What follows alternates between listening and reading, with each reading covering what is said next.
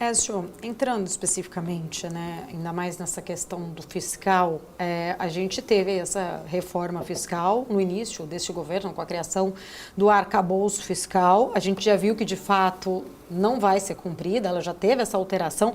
Vamos ser sinceros aqui, justos, a gente também viu anteriormente o próprio teto de gastos também ter sido rompido no governo anterior, né? Ele foi furado ali também no governo passado. O problema fiscal do Brasil, ele é crônico, né? A gente vê ali, não é de um governo apenas de direita ou de esquerda, é um problema que a gente vê que parece que o Brasil acaba sendo tolerante a algumas manobras. Como que você enxerga, de fato, principalmente essa questão do fiscal, se vamos ter que voltar a discutir em fazer uma nova reforma fiscal? Por que somos tolerantes a estas manobras? Porque é muito mais fácil. É muito mais fácil você gastar de forma irresponsável, ou mesmo que seja responsável, injustificável, né, e empurrando o problema para frente, ou olhando a próxima eleição. E aí, independente de ser o governo A, B ou C, desde que o superávit fiscal foi abandonado, a gente não vê mais uma seriedade para que isso realmente seja retomado. Claro, no governo Bolsonaro você teve uma pandemia em 2020, que era uma questão muito peculiar, onde todos os países estouraram, né, as suas metas, gastaram muito mais do que se arrecadava para tentar manter a economia funcionando, né? Mas depois até se tentou fazer esse ajuste, mas vieram algumas PECs fura-teto, né, e algumas exceções. Então você vê que a responsabilidade fiscal ela é importante, mas na teoria todos a defendem ou procuram defender, mas na prática a gente vê diversas manobras para contornar isso.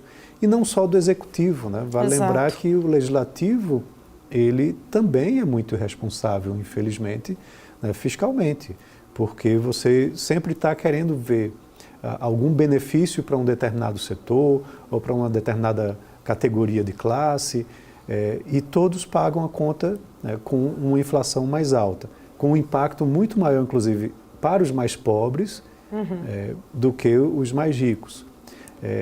A solução para isso é você realmente fazer uma reforma profunda, é você trabalhar uma desvinculação de receitas e despesas forte, para que você possa aí fazer remanejamentos, você fazer alguma desindexação também que controle melhor os gastos.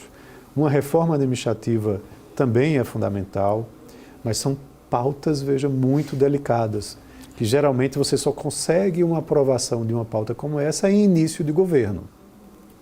E o início desse governo foi pautado por uma reforma muito importante que foi a tributária. Exato. E não se tratou de outras reformas que eram impopulares. Então isso deve se arrastar ainda por um bom tempo. Esse ano é ano de eleição municipal, então temas impopulares não devem ser tratados. Talvez no ano que vem, né, um terceiro ano de mandato que não tem eleição, desde que você não tenha problemas sérios na popularidade do governo, né? Se a popularidade continuar nesse caminho de declínio, também não deve ser tratado. Aí ficaria para uma gestão futura, né, de quem quer que se eleja, mas eu acho que também quem quer que se eleja vai ter que tratar dessa situação crônica fiscal do país, né, onde não dá para fazer ajuste fiscal via receita. Você não pode ficar criando e aumentando carga tributária, porque chega uma hora que a corda ela estica demais e rompe, né? Então, a arrecadação ela sobe, mas ela estrangula a atividade econômica, ela estrangula o consumo e, em algum momento, a atividade econômica começa a cair. Então, o efeito ele é contrário, né? Você começa a ter queda de arrecadação. Então, tem que tratar a questão dos gastos também. São vários elementos que eu quero me aprofundar, ainda vou falar mais especificamente sobre essa questão da qualidade do gasto, mas pegando esse gancho que você pontuou muito bem em relação à popularidade e ano de eleição. Eu queria entender um pouco da tua leitura, até porque olhando aqui um pouco para o nosso histórico, no Brasil a gente teve momentos cruciais, vamos dizer assim, que ajudaram a economia a se recuperar após crises profundas. Uma, a gente lembra da criação do Plano Real durante ali o governo de Itamar Franco, após o impeachment de Collor.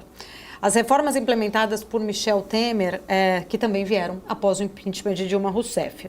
Pegando esse gancho de popularidade, né, esses ambos presidentes que assumiram, vamos dizer assim, essas reformas que são impopulares, eles não eram ali candidatos à reeleição.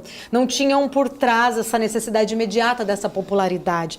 Você acredita que a gente sempre, essa busca incessante da popularidade, de conseguir reeleger, mesmo que não seja a sua reeleição, mas colocar o seu candidato ali para continuar seguindo no poder, sempre vai fazer o lado da política como um todo ser o maior obstáculo para o nosso progresso econômico? Eu acredito que você tem um ponto aí, né? Em geral, a política brasileira é movida na base do populismo. Né? E o populismo você está com política fiscal expansionista, né, trazendo, entre aspas, né, o benefício social, porque a população ela não entende que não existe almoço grátis. Né? Você tem um custo para tudo isso. Esse trabalho de conscientização é que eu acho que reverteria essa preocupação que você está levantando. A cada 2 anos tem eleição. Então, medidas que cortam na carne, medidas impopulares, são abandonadas porque você quer manter a sua base política para garantir a sua reeleição ou a eleição daquele seu indicado político.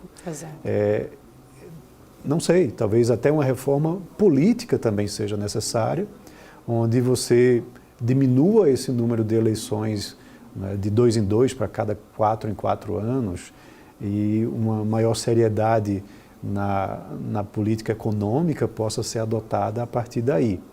Mas talvez o maior trabalho é de conscientização da população, né, para que a gente entenda que não, como eu disse, não existe almoço grátis. Né, essa é uma frase muito conhecida no meio econômico, mas que tudo tem um custo. Né? Você vai pagar mais impostos para poder aquele benefício chegar lá na ponta. E aí esses recursos estão sendo bem alocados? Né? Essa é outra questão também importante. Porque, por exemplo, na educação, você tem um orçamento gigantesco, mas você tem uma péssima alocação de recursos aqui no nosso país. Né? Então, quando a gente vai mensurar o desempenho acadêmico dos brasileiros em relação aos seus pares, a gente termina ficando muito atrás. Ou seja, falta qualidade na alocação desses recursos.